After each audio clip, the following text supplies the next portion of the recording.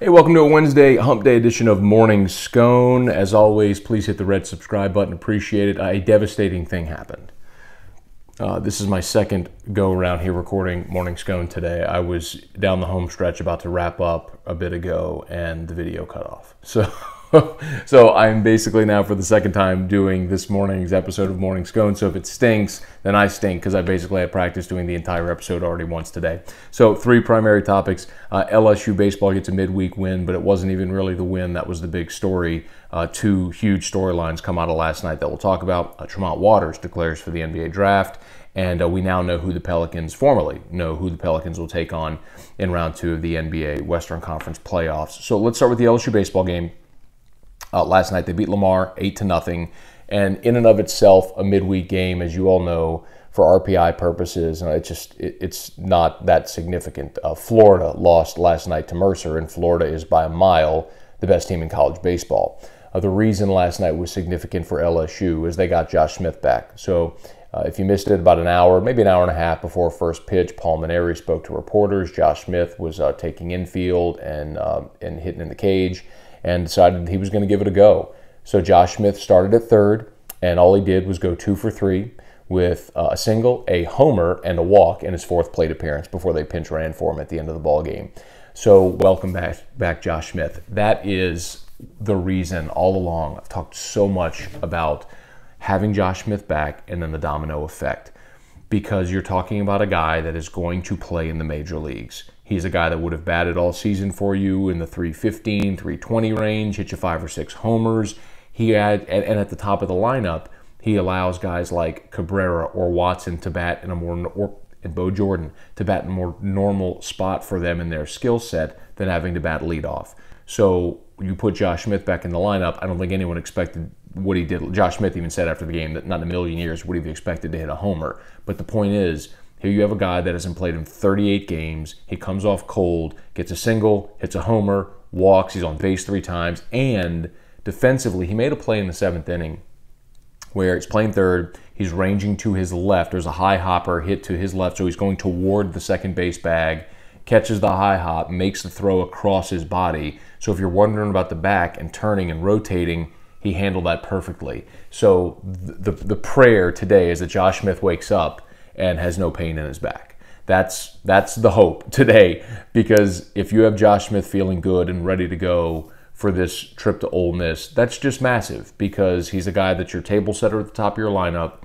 and he makes you better on the infield, and he gives you options. So if Pels-Warriors decides that he wants to leave Hal Hughes in the lineup because he wants Hal defensively at shortstop, okay. Me personally, at this point for this team, I'd rather have the bat.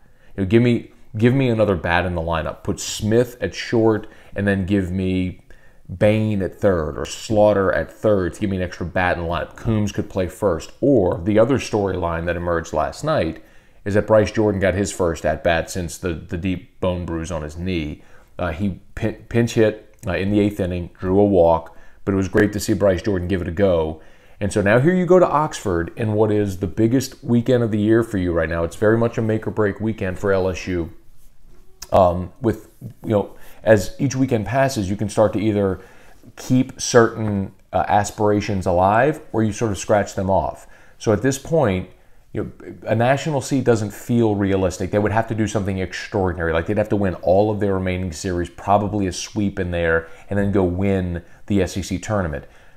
A regional host side is very much, though, in play for LSU. We actually saw Florida State do the exact same thing last year, where at this point, a month ago in the regular season, they weren't even in the tournament. They caught fire. They end up hosting. So it's very possible for LSU. Kendall Rogers at D1 Baseball came on AFR earlier this week and said, 16, 17 wins for LSU probably gets them a host site. Well, you're 7 wins away from that.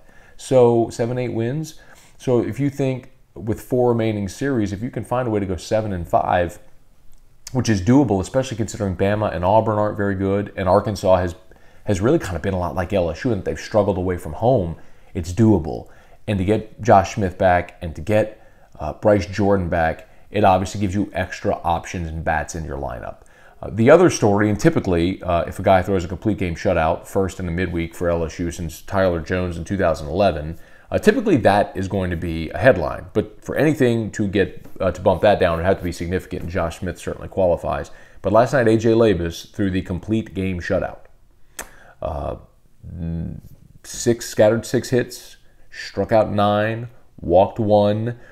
The reason primarily that was so significant last night is because this week you're playing the Thursday, Friday, Saturday series, you got a 48-hour turnaround.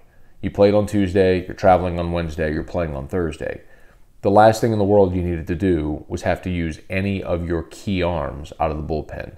So you needed AJ Labas to go deep into that ball game last night to preserve arms going to Oxford. Otherwise, you would have had to count on Zach Hess to get you deep into the ball game to preserve the bullpen.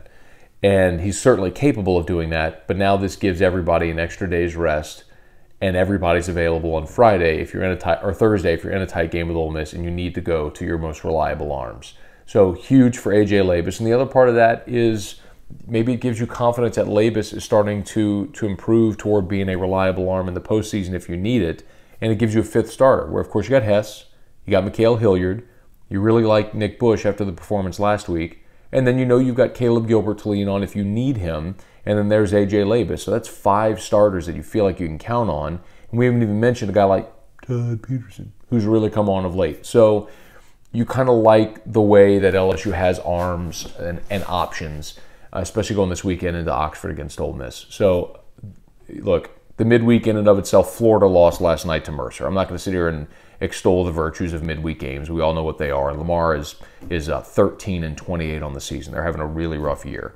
But for what LSU was able to accomplish last night with Josh Smith coming back and playing really well, AJ Labas pitching well, preserving the bullpen, and Bryce Jordan getting back in the ballgame, a lot of positives last night.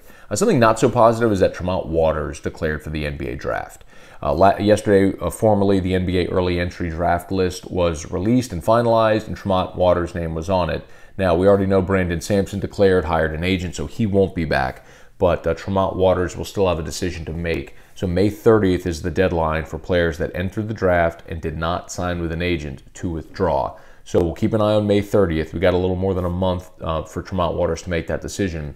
My guess is Tremont Waters will go to the combine, he'll talk to NBA teams, and he'll make his decision to return to school. But it's a smart thing for Tremont and really anyone to do, the way that the rules are drawn now, where you can go work out for teams, you can go to the combine, you can gather all this information about what NBA scouts and teams are saying and what they think about you and where you need your game to improve.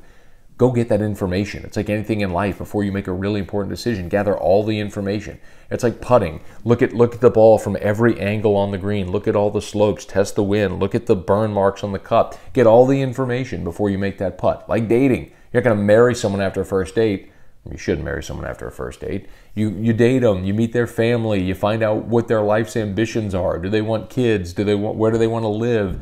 It all matters. Gather all the information before you make a key decision. So I'm all for Tremont Waters or anybody entering the draft, not hiring an agent, and then making that decision. But come on back to school, because next year could be really, really special for LSU basketball. And Tremont Waters would be the maestro, man. That backcourt with Waters, a senior like Skylar Mays, and then you add a young gun like Javonte Smart, man, that has the potential to be a really, really special season, as we know. But they need Tremont Waters to be the pace setter there.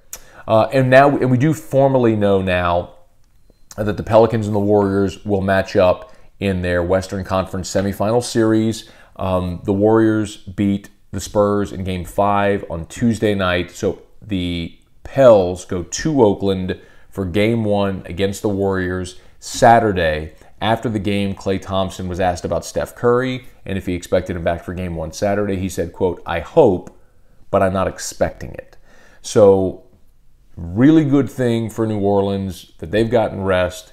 It looks like Curry won't be back for Game 1. Don't know at what point he'll be back in this series, but I assume at some point he will be, provided they need him to be. So if you're New Orleans, you'd certainly like to win games and extend the series. But ESPN's BPI gives the Warriors an 87% chance to advance.